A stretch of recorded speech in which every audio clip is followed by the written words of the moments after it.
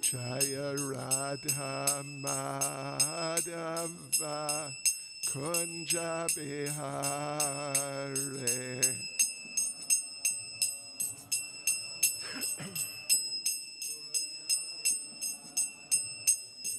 Jaya Radha Madhava Kunja Bihare.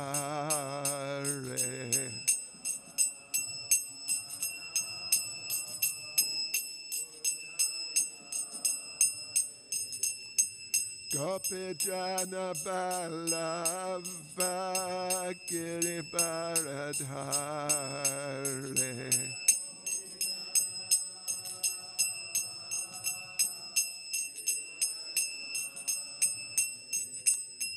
Gopi Jana Balava Giribaradhare.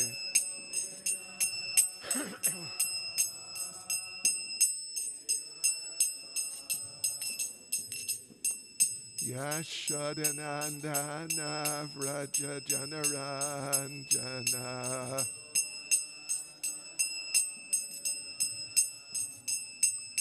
Yashodanandana Vraja Janaranjana.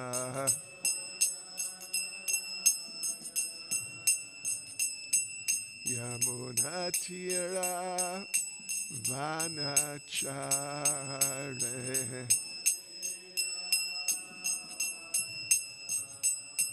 Yamunatira Vanachare.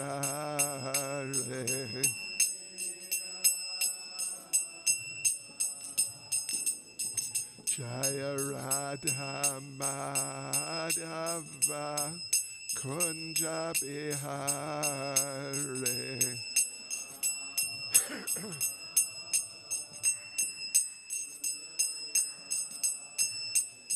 Jaya Radha Madhava Kunja Bihare.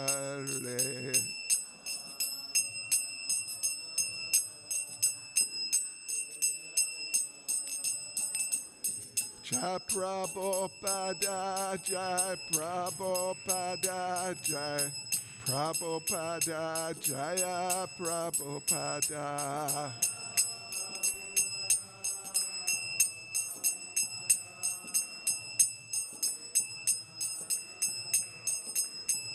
Jaya Prabhupada, Jai Prabhupada, Jai Prabhupada, Jaya Prabhupada.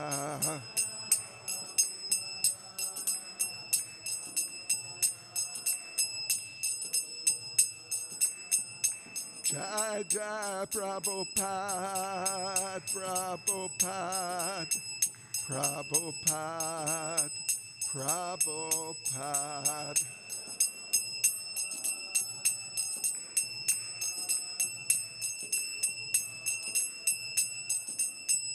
Jai Jai Prabhupada, Prabhupada, Prabhupada, Prabhupada.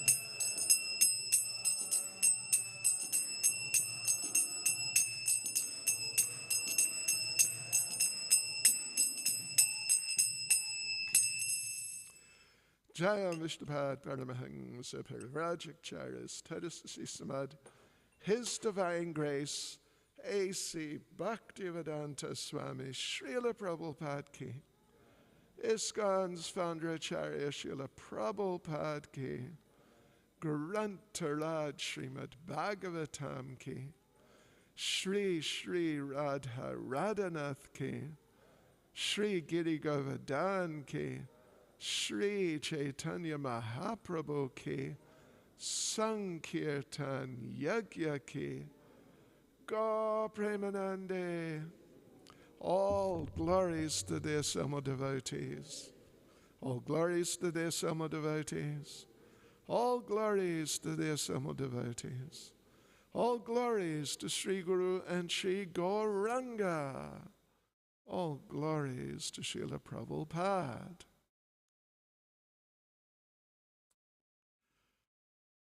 Om Namo Bhagavate Vasudevaya.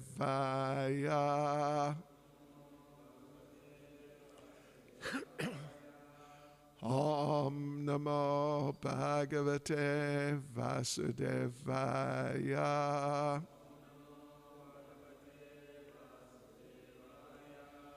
Om Namo Bhagavate Vasudevaya.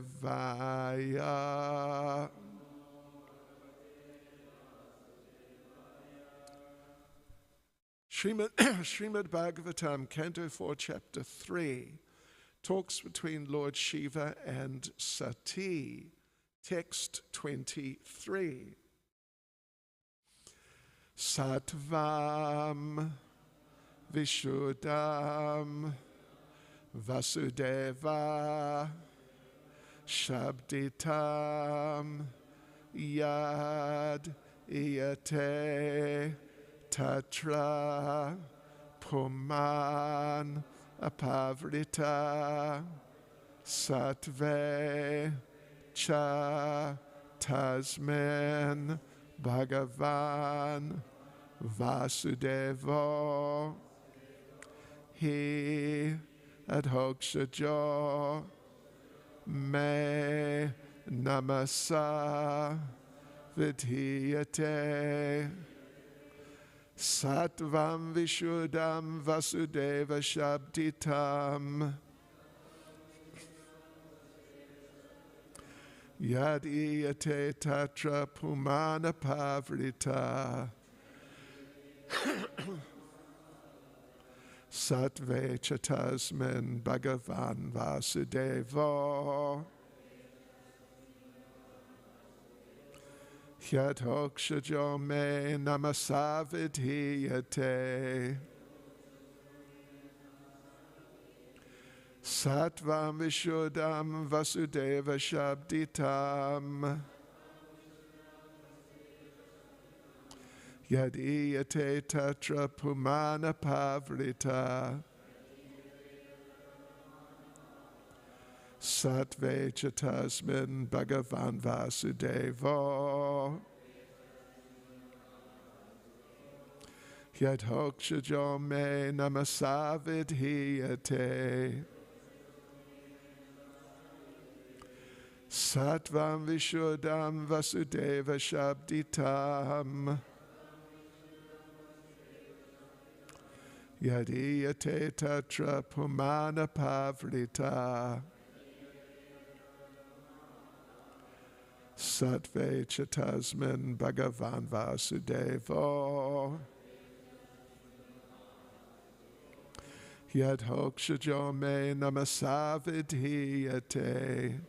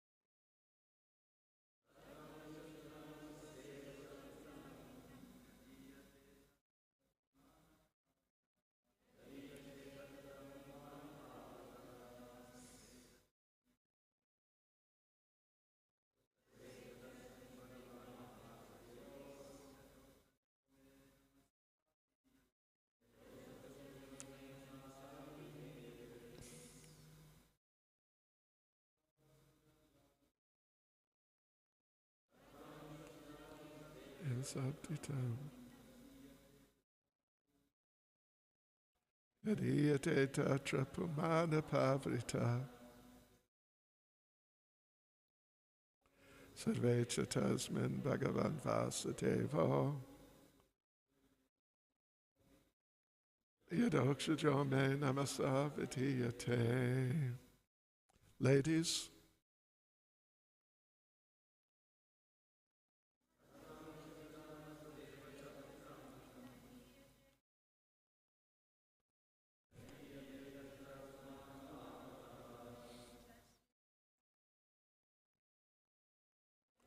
Tasmin Bhagavan Vasudeva. Ekshajame Namasavadiyate.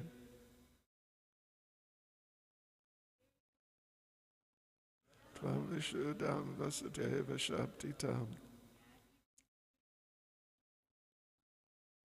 Yadiyate Tatra Pumana Pavrita. Sattve Chatasmin Bhagavan Vasudeva.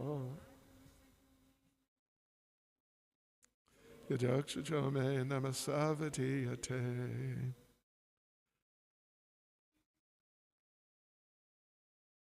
Sattvam Vishudam Vasudeva Sabditam. Yadiyate Tatra Pumana Pavrita.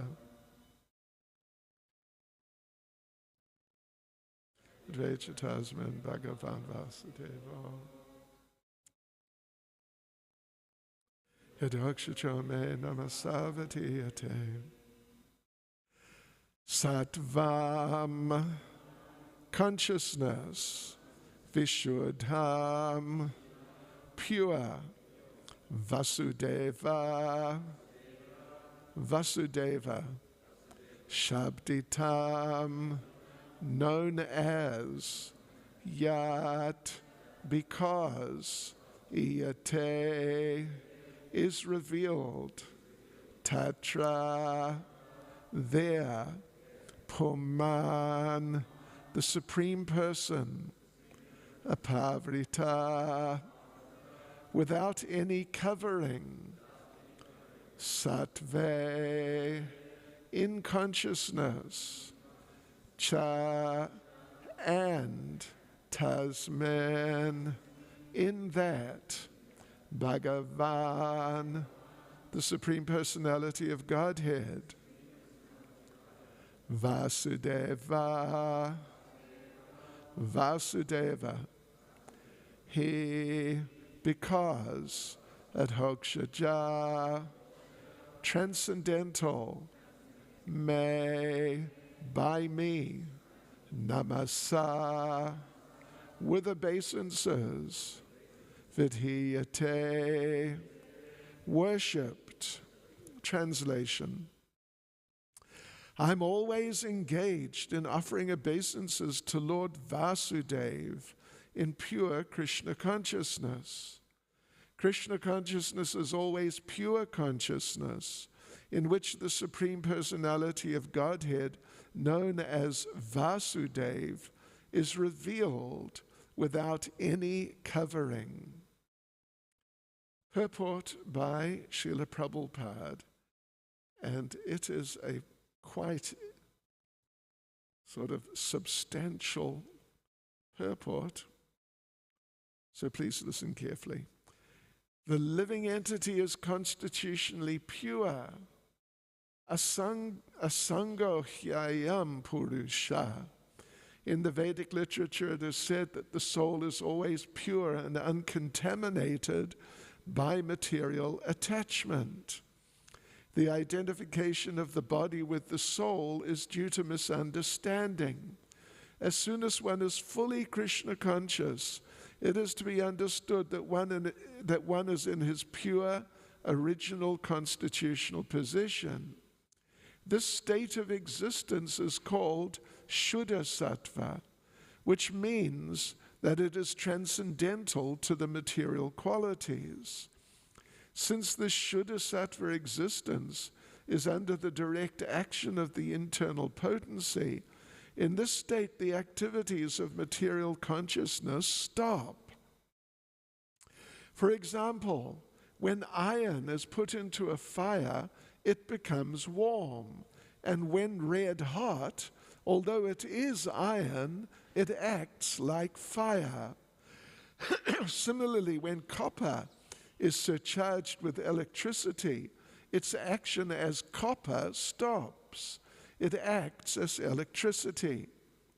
Bhagavad Gita 14:26 also confirms that anyone who engages in unadulterated devotional service to the Lord is at once elevated to the position of pure Brahman. Mam chiyo vyabhicharena bhakti yogena sevate sagunan samatityaitan brahma bhuyaya kalpate. Therefore, that's 14:26 Bhagavad Gita.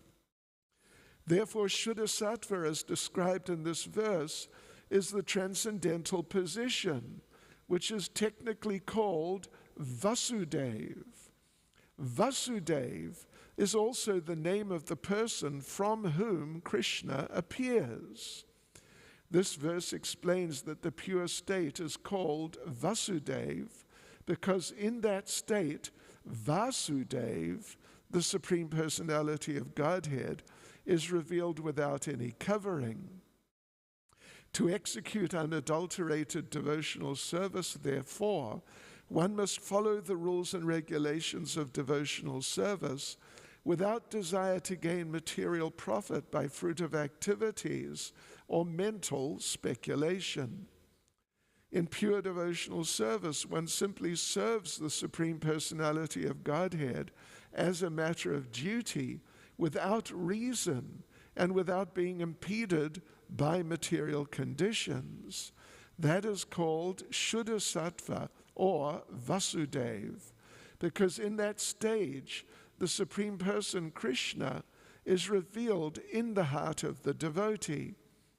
Srila Jiva Goswami has very nicely described this Vasudev or Shuddha Sattva in his Bhagavat Sandarbha.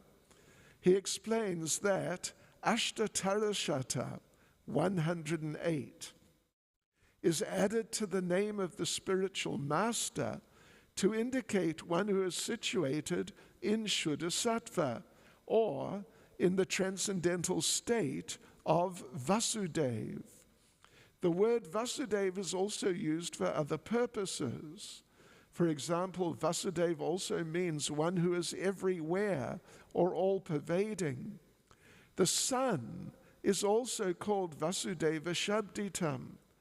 The word Vasudeva may be utilized for different purposes, but whatever purpose we adopt, Vasudev means the all-pervading or localized Supreme Personality of Godhead. In Bhagavad Gita 7:19, it is also stated, Vasudeva Sarvamiti. Factual realization is to understand Vasudev, the Supreme Personality of Godhead, and surrender unto him. Vasudev is the ground wherein Vasudev, the Supreme Personality of Godhead, is revealed.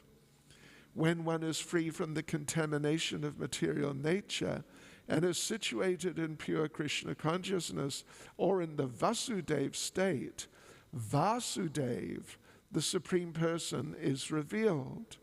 This state is also called Kaivalya, which means pure consciousness. Jnanam Sattvikam Kaivalyam. When one is situated in pure transcendental knowledge, one is situated in Kaivalya. Therefore, Vasudev also means Kaivalya, a word which is generally used by impersonalists. Impersonal Kaivalya is not the last stage of realization, but in Krishna consciousness Kaivalya, when one understands the Supreme Personality of Godhead, then one is successful.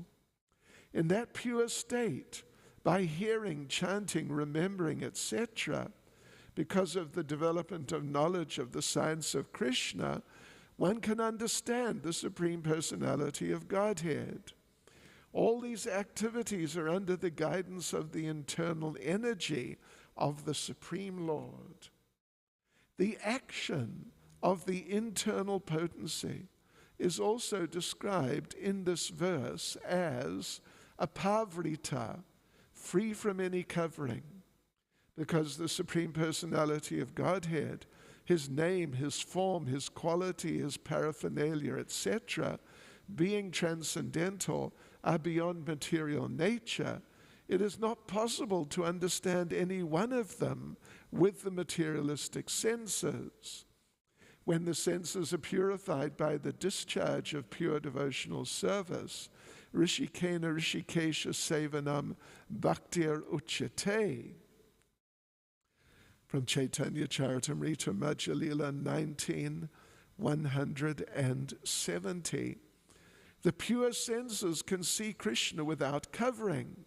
Now, one may inquire that since factually the devotee has the same material existential body, how is it possible that the same materialistic eyes become purified by devotional service? The example as stated by Lord Chaitanya is that devotional service cleanses the mirror of the mind. In a clean mirror, one can see one's face very distinctly. Similarly, simply by cleansing the mirror of the mind, one can have a clear conception of the Supreme Personality of Godhead. It is stated in Bhagavad Gita 8:8, Abhyasa Yoga Yuktena, by executing one's prescribed duties in devotional service, Chaitasa Nanya Gamina, or simply by hearing about God and chanting about Him. If one's mind is always engaged in chanting and hearing and is not allowed to go elsewhere, one can realize the Supreme Personality of Godhead. As confirmed by Lord Chaitanya, by the Bhakti Yoga process, beginning from hearing and chanting, one can cleanse the heart and mind, and thus one can clearly see the face of the Supreme Personality of Godhead. Lord Shiva said that since his heart was always filled with the conception of Vasudeva, the Supreme Personality of Godhead, because of the Supreme Lord's presence within his mind and heart, he was always offering obeisances unto that Supreme Godhead. In other words, Lord Shiva is always in trance, samadhi. This samadhi is not under the control of the devotee. It is under the control of Vasudeva. For the entire internal energy of the Supreme Personality of Godhead acts under his order. Of course, the material energy also acts by his order, but his direct will is specifically executed through the spiritual energy. Thus, by his spiritual energy, he reveals himself. It is stated in Bhagavad Gita 4:6, Sambhavam Yatma Mayaya. Atma Mayaya means internal potency. By his sweet will, he reveals himself by his internal potency, being satisfied by the transcendental loving service of the devotee.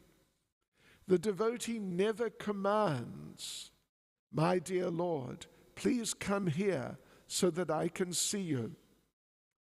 It is not the position of the devotee to command the Supreme Personality of Godhead to come before him or to dance before him.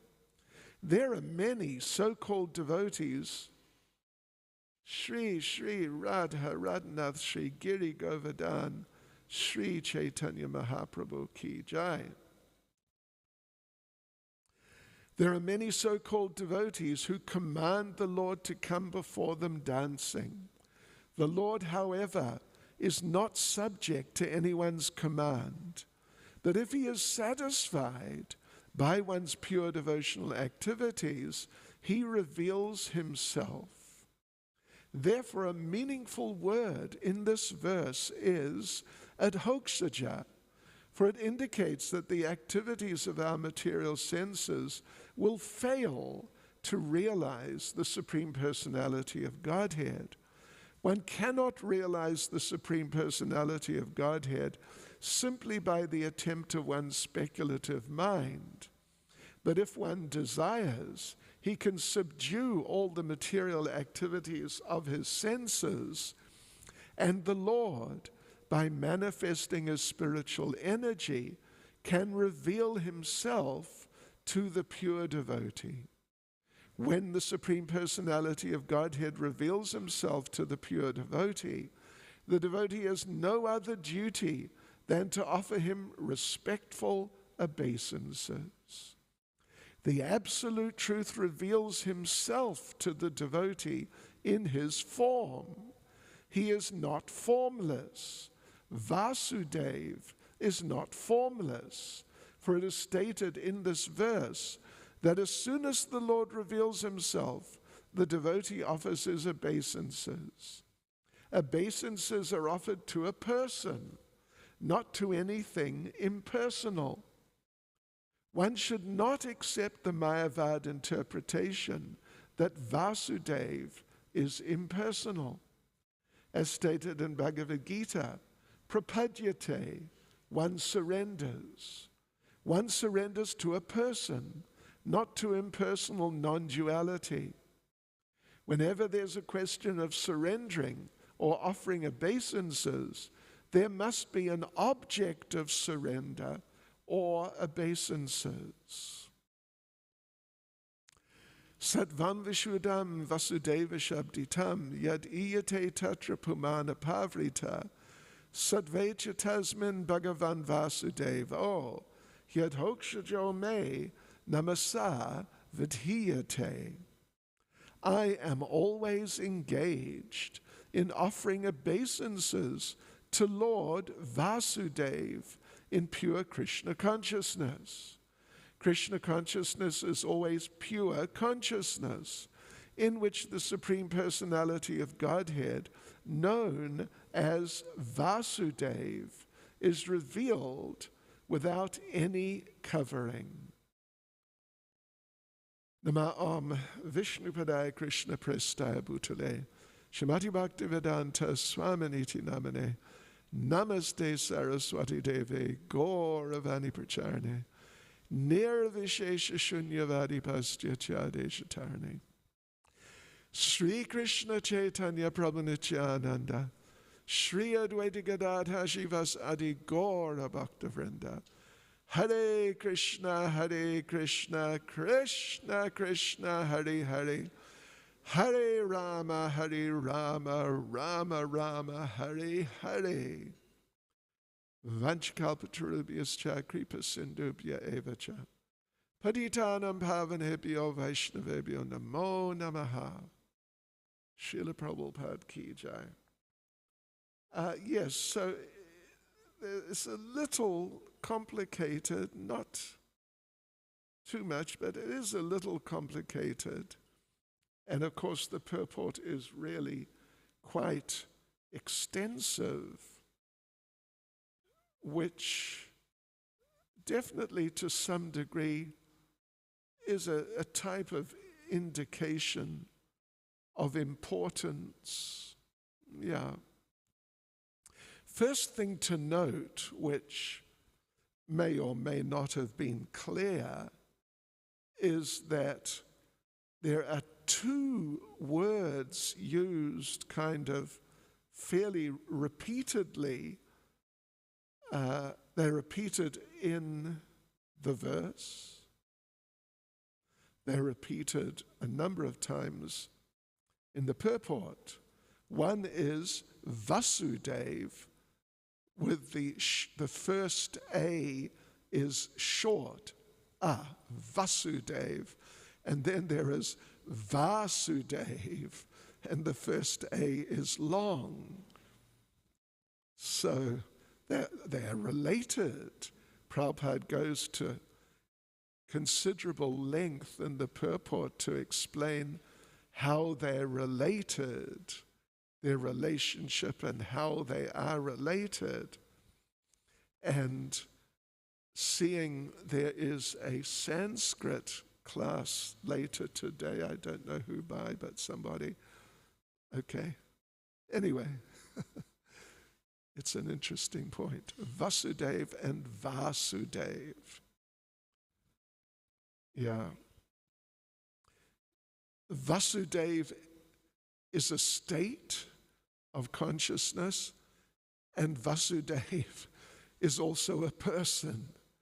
So there are two things But the connection is there, that from the Vasudev state of consciousness comes Vasudev realization, and from the Vasudev person comes the Vasudev person, Krishna.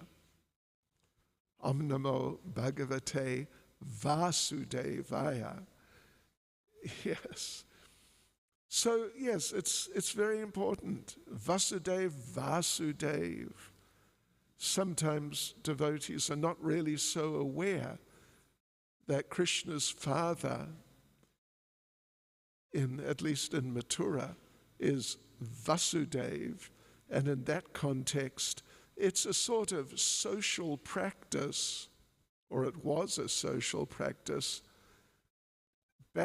way back, in the days when Sanskrit was just a sort of popular language that people just used. So there was a practice that sometimes, I'm not aware of it being so common, but sometimes a father, in the father's name, the first A would be short, but then the son would have the same name, which happens, but the first A would then be long, and there's this context of one being the source of the other in that sense. So anyway, Srila Prabhupada explains here, well, Lord Shiva is explaining, or rather, Lord Shiva is trying to explain to his wife Sati the you could say inadvisability of going to attend the big social function and sacrifice of her father Daksha. That, of course, the history behind all of that we have gone through in great detail for the last couple of months.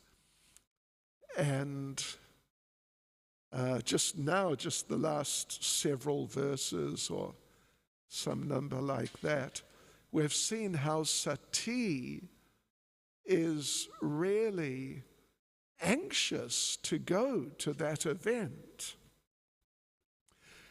It seems more because she wants to associate with her mother, her sisters, and other friends and relatives and people like that.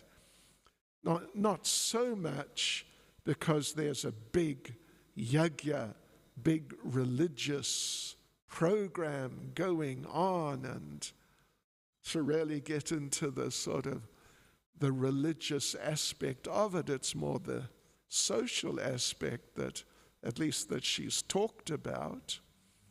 And of course, because of the history with her father Daksha, Lord Shiva, and also, of course, because Lord Shiva is he's so intelligent, and he understands that Daksha still feels the same way. He's still extremely antagonistic towards Lord Shiva and very envious. So Lord Shiva is trying nicely, in a very gentle way, actually, very gentle way, to explain that, listen, it's not a good idea to go there because of this whole history and the way your father feels. And if you're going to go, then the consequences, anyway, we'll see in a verse or two or so, something like that. He actually makes the point that there's the distinct possibility of death occurring as a result of being exposed to Daksha's feelings of conflict. So Lord Shiva here, though, in this verse, is basically explaining how he's not really just an ordinary person, and he shouldn't be seen as an ordinary person. He shouldn't be treated as an ordinary person, because he is Vasudeva Shabditam, as he says in the verse, because he's always Sattvam Vishuddham Vasudeva Shabditam, because he's famous, actually. Shabditam, he's known for being situated in the Vasudeva position, the pure transcendental position.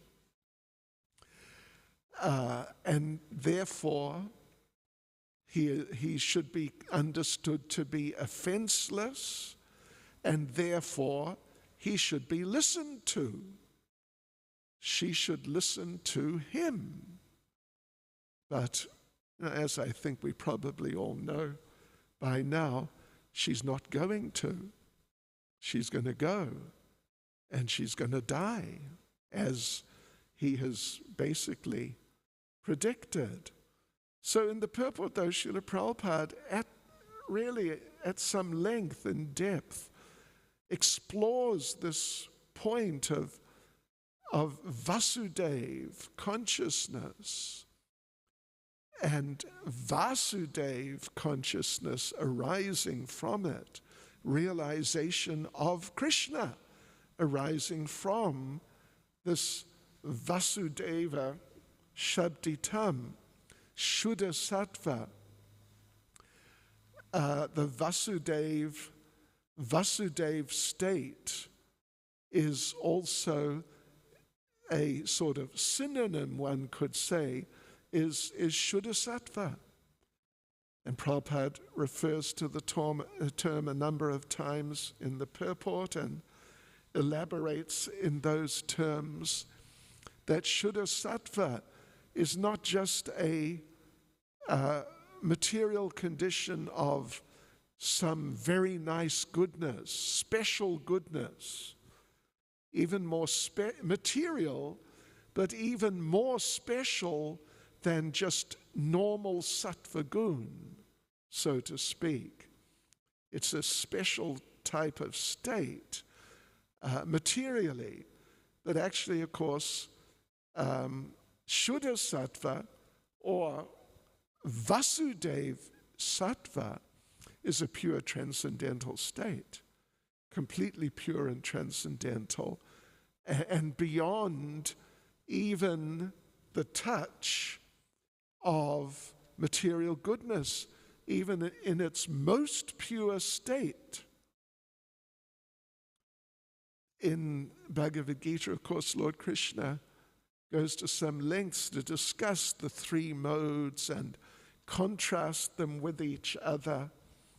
And it's very clear from that how sattva gun, the regular sattva gun, if we refer to it like that, how it's really a higher state than passion and particularly than ignorance.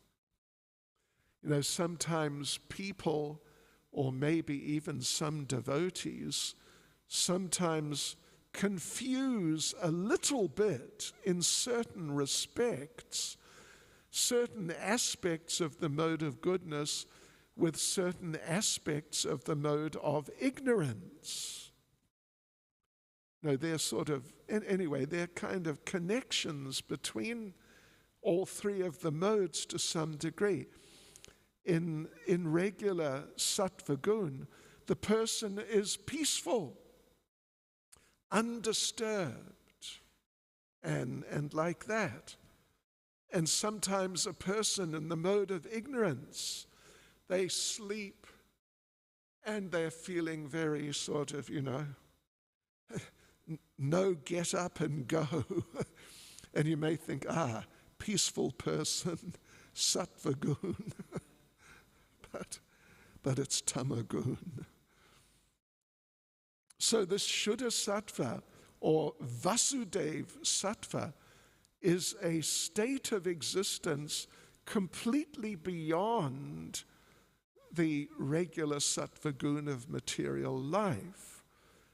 It's a transcendental state of Satchitananda and a state of transcendental consciousness, and it is such a state, as Prabhupada describes here, and he refers to Srila Jiva Goswami in Bhagavat Sandarbha, that Shuddha Sattva state of pure consciousness is the state in which realization of the Supreme Personality of Godhead takes place.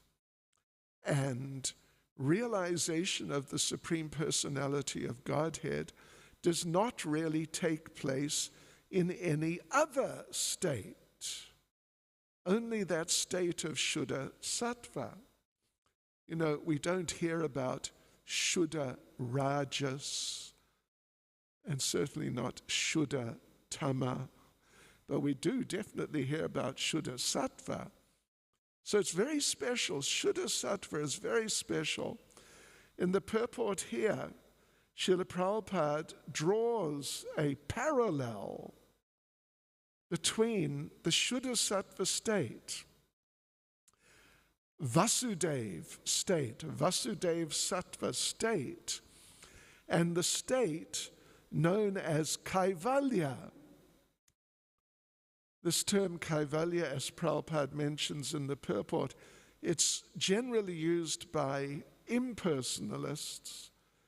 Kaivalya meaning like there's only transcendence,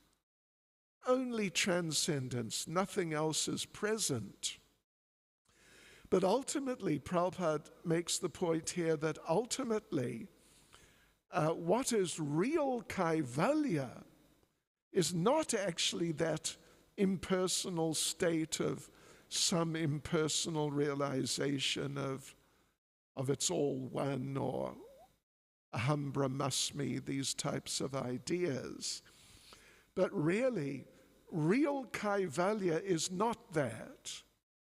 And so therefore, strictly speaking, for people to use the term Kaivalya in relation to that, the impersonal realization, it's not appropriate. It's not a proper use of the term Kaivalya. Because real Kaivalya means to understand the Supreme Lord and to enter into one's relationship with the Lord. That is actual Kaivalya. Like there's the verse, what is it, second canto, that Muktir hitvanyata rupam swarupena vyavastati. That mukti is another term used by the impersonalists more really. I mean, they focus on it more than the devotees do, although the devotees also use the term mukti sometimes, and that verse from the Bhagavatam is an example of that. Muktir hitvanyata rupam swarupena vivastati. Meaning that really speaking, this term mukti or kaivalya, because they're both used in the same sense by the impersonalists, but the real usage of the term mukti, liberation, or kaivalya, a transcendental state of liberation, the real use, the proper use, and the only proper use actually of that term mukti is swarupena vyavastiti. You can only really use it properly when a person is situated in their swarup, their actual nature. What is their actual eternal nature? Because even taking the term aham brahmasmi, that I am Brahman, we're all spirit, it's true, but what are we as spirit? Are we just spirit, and that's all there is to it? No, we are spiritual persons. And as spiritual persons, we're all the eternal servants of Krishna. And that's real mukti, real liberation. Because even in the rare cases where impersonalists may actually achieve Brahman realization, and I don't know when the last impersonalist, before today historically, when the last person impersonalist achieved actual liberation, when was that? I suspect it may not have been in this Kali Yuga. We know that Shukadev Goswami was Brahman realized. Of course, he became Krishna conscious. But since those days, who amongst the professed impersonalists has actually merged and realized themselves as spirit souls? Well, I think it was an awfully long time ago before someone actually reached that point amongst the impersonalists, although of course they like to talk about it. I remember when I was young, in the days of the Beatles, I've mentioned this many times before, that one of their much later songs right towards the end was the song with the, kind of interesting but pretty stupid name, I Am the Walrus. And in it, John Lennon says, I am you, and you are me, and we are all together. This is classic impersonalism.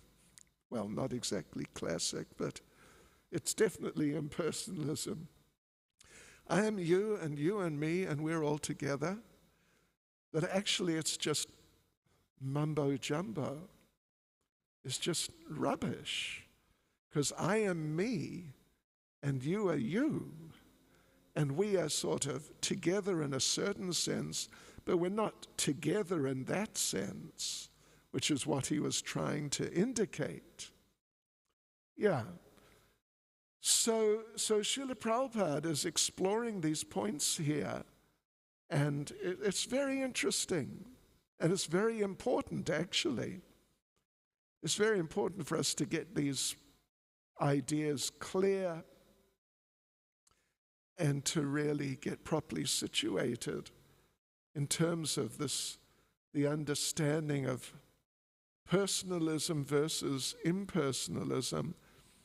And so then Srila Prabhupada goes on in the last part of the purport to explain how when a person does come to the Shuddha Sattva level, they're actually on that level of pure transcendence, then it's Vasudev Sattva. It's Vasudev Sattva. And then, so therefore, from that state, realization of Krishna comes naturally. Not that if you attain the state of Shuddha Sattva, really, real Shuddha Sattva, or Vasudev Sattva, that then as a result, you're going to realize simply the impersonal Brahman. No, it naturally follows that you will realize Krishna. But not just like you will realize Krishna yourself, like as if by your own effort you'll bring yourself to that point and then you will realize Krishna. But, as Prabhupada explains in the last paragraph of the purport, that if the Lord is satisfied by the devotee's pure devotional activities, he reveals himself.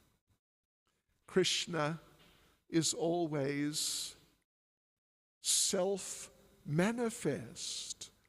Krishna is never manifest by some other process or one's personal effort, something of that sort. Krishna only manifests or appears to someone by his mercy. There's no alternative process, but he manifests via his spiritual energy. He reveals himself to the pure devotees. And this is what Lord Shiva is saying here, that he, sometimes devotees on the level of Lord Shiva, like very elevated devotees, sometimes, and Srila Prabhupada did this a few times, sometimes they actually say, yes, I am a pure devotee of the Lord. I'm a God-realized person. It's not very common, but sometimes it happens. And here Lord Shiva is doing that. He's telling Sati that this is the level I'm on. I'm always engaged in offering obeisances to Lord Vasudev in pure Krishna consciousness. This is Lord Shiva speaking about himself. And his idea, it appears at least, his idea is to influence Sati to think, oh, really? Okay, then I'd better do what you say rather than just follow my mind. And Lord Shiva does not tell her, listen, you're just not going. You're just not going. And that's it. You are not going. He doesn't say that, but in different ways, he's explaining how it would be extremely unwise to go. But in this case, his idea is, I'm actually such a person, you should listen to me. You should really listen to me. Yeah. Hare Krishna. Srila Prabhupada Ki Jai. Any comment or question?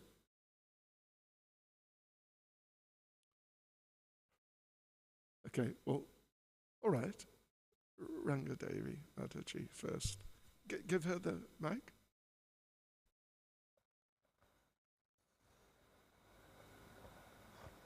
Hare Krishna Maharaj.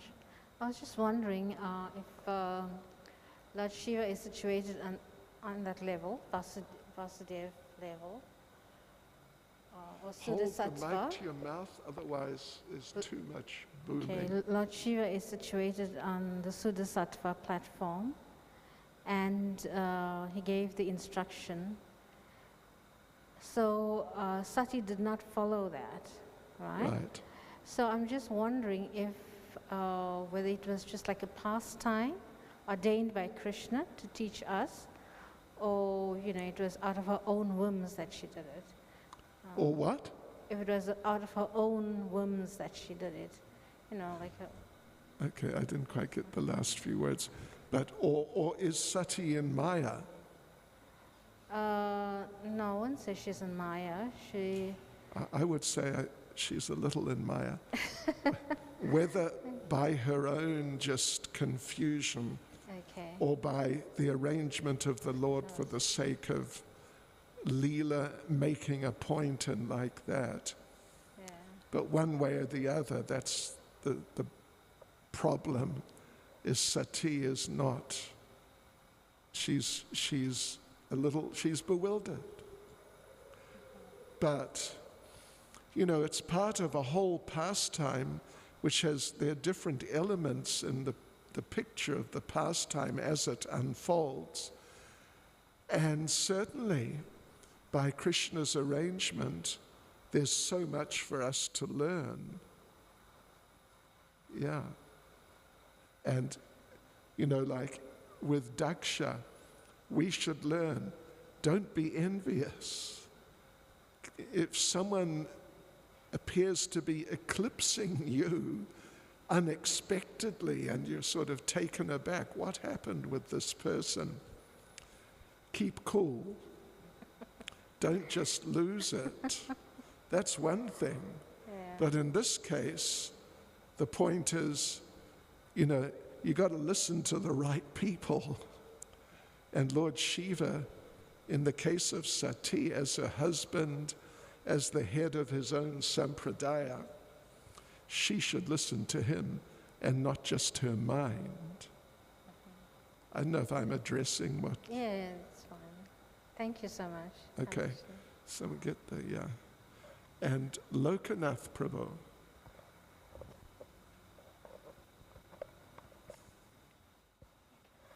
Hare Krishna Guru Maharaj, thank you. The question is regarding the state of Sattva Guna. Shuddha Sattva Guna. Well, it's not Shuddha Sattva Guna. Okay. It's just Shuddha Sattva. Thank you. Are there different degrees of being on the stage of Shuddha Sattva, just like there might be different degrees of realizing Krishna a little bit at a lower level of bhakti, or is it just you're either on it or you're not? Well, yes, of course, there are different degrees. Here everyone is a devotee, and everyone is, to whatever degree, in Shuddha Sattva. Not too much, but, at least the element of Shuddha Sattva is definitely there. Otherwise, you can't be a devotee. You certainly can't be a practicing devotee on an ongoing basis without the mercy of the Lord, and the Lord's giving you at least a little bit of internal potency. Thank you very much. Hare Krishna. Hare Krishna.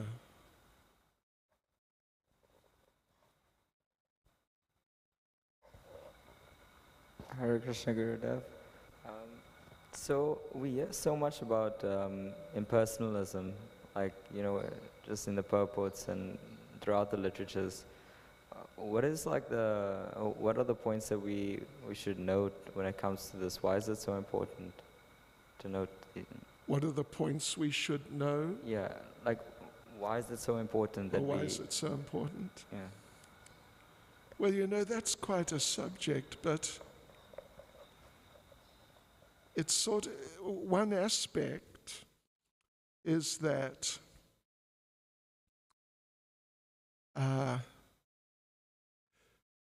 it's sort of, or part of, one of the last traps before Krishna consciousness. Yeah. There are people, they are progressing, developing, but then somehow they got deviated through contact with impersonalism. And even Prabhupada, there's a purport in Chaitanya Charitamrita where Prabhupada talks about the followers of one Shiva Swami, who, I don't know really anything about him, but they were devotees, but they became impersonalists somehow. And, you know, a really interesting thing. Advaita Acharya had 6 sons. 3 of them were great devotees. 3 of them became impersonalists. Yeah. 3 of them became impersonalists, headed by one son who was named Balaram. And they became impersonalists because they disrespected Lord Chaitanya. And they tried to really push this idea that because Advaita Acharya was sort of senior, you know, by age and from that point of view, therefore, he should be offered more respect than Lord Chaitanya, who was, so to speak, junior in a certain sense. And they became impersonalists. And just an interesting point, I was at Shantipur. I mean, I've been there many times, but many years ago means, I don't know, probably 30 years ago or 20-something. And I met with the chief devotee, chief person there. And I asked him, which of the sons are you descended from? And he said, Balaram. And I thought, wow, that's just really interesting. So, yeah, and different aspects of impersonalism are sometimes attractive to non-devotees. They can easily become attracted to certain elements, certain parts of what is impersonalism.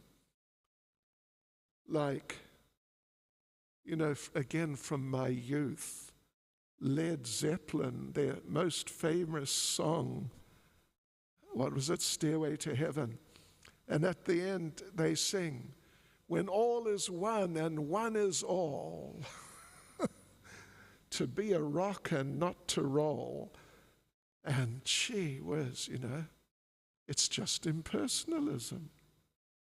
And even, you know, in those days when spirituality was kind of somewhat popular, but a lot of it was impersonal.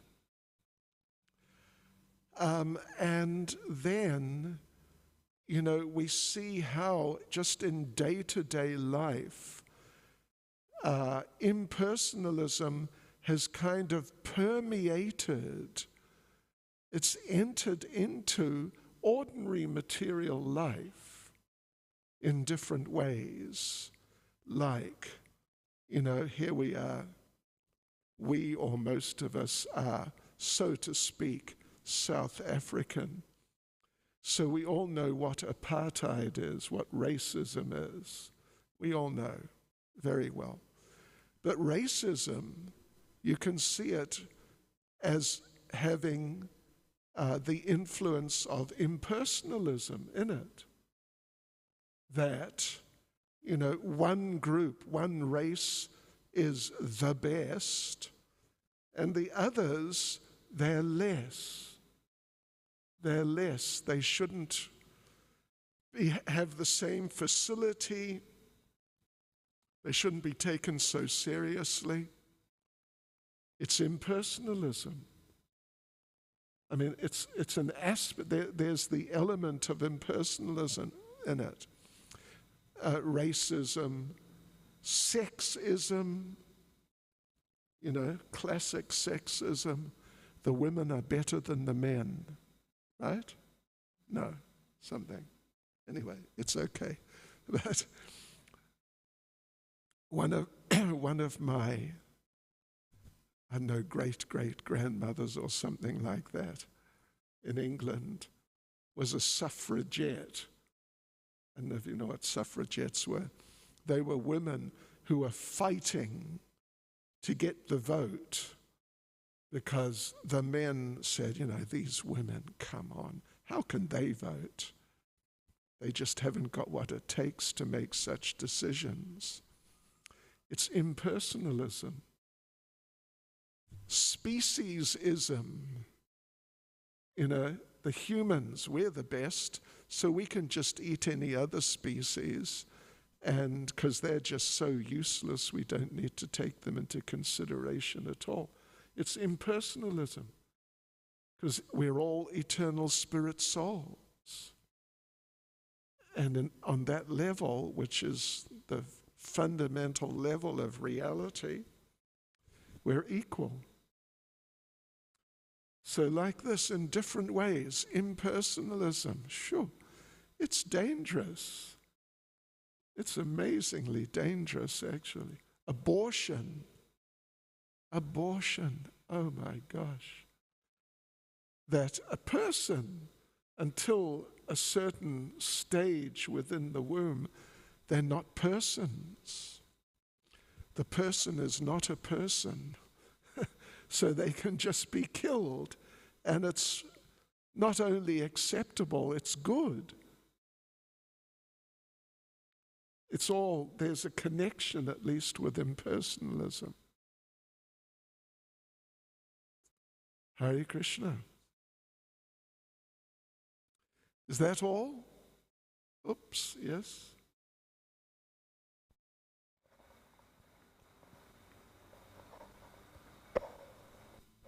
Hare Krishna. Oh, Jai Sachinanda. Very well. Oh, Haribol. Thank you for the class. Lord Shiva is described in the Bhagavatam as there's like a contrast in he's sleeping in unholy places like graveyards and bathing in ashes, and he's associating with unsavory characters. Right. Like the pichachas and hobgoblins and ghosts. And yet he's described in this verse as very Surasattva, consciousness. Then I was thinking of another verse in Ishopanishad describes such a Papa Vidam. Papa Vidam. And in the analogy is given of the sun. The sun shines on dirty places, but is not affected by on the contrary, it purifies. Right. Yes. Thank you. Hare Krishna. That's very good. And last but not least, Mataji Ganga Mata.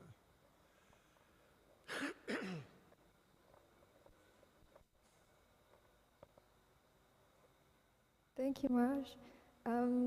For someone who isn't on the level of Shuddha Sattva, when the body gets sick and weak and our ability to focus also may be disturbed, how do we give the same enthusiasm to our japa in those conditions? Well, we may not be so much on, some Shuddha Sattva's there, but maybe not too much. But anyway, for ourselves, if or when, I think it's more when we get really sick, we should see how to engage in Krishna consciousness under those circumstances. Yeah, because if you're sick, for example, you could read more. I remember, I've told the story how I got arrested in London, one of the 50 or 70 times I got arrested for distributing Prabhupada's books, and they locked me up for the weekend and took my beads. and neck beads and Brahmin thread. And then the devotees brought me the 6th canto Srimad Bhagavatam. So I just read and read and read. Otherwise, if I'd been in the temple, I would have been really busy and not got so much chance to read. So we have to try and see how to utilize whatever situation, particularly if it's just an unavoidable situation. You're just caught in the situation. How to utilize it in Krishna's service. And if we pray to the Lord and try and think constructively, Krishna will give inspiration. That even though you're sick, you could read, you could chant, or something like that, which otherwise you might not have possibly been able to do so much. Something like that.